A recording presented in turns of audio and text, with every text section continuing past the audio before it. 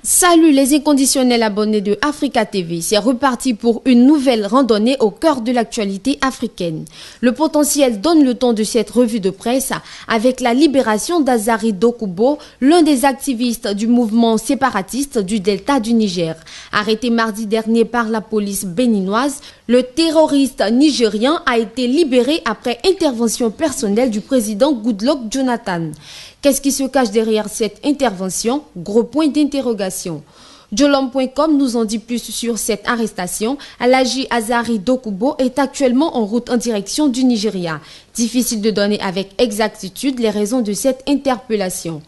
Continuons notre randonnée et cette fois déposons nos valises au Niger où un homme du nom de Beidari Moulid, suspecté de préparer des attentats, a été arrêté à Niamey ces dernières heures. C'est ce qu'écrit le site actuniger.com.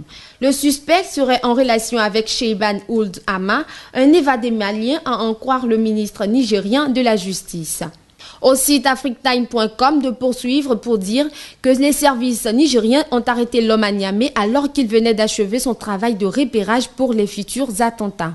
Parlons sport à présent avec Afrique Foot, Coupe du Monde 2014, la Tunisie déboutée, le Cameroun au Brésil. Et oui, la FIFA a officiellement rejeté le recours déposé par la Tunisie contre le Cameroun au sujet de l'inéligibilité de 2 joueurs lors des barrages à la Coupe du Monde 2014. Fait insolite, africaRDV.com révèle au Togo cambriolage chez l'ex-premier ministre Agbeyome Kodjo. Madame Kodjo, à peine rentrée d'une veillée funèbre, 4 individus armés se sont introduits dans la demeure. Les individus se sont acharnés sur Madame Kodjo, lui arrachant le collier du cou. Les malfrats auraient même emporté la voiture de l'épouse de l'ex-premier ministre, ce qui révèle un véritable problème de sécurité dans ce pays, à en croire M.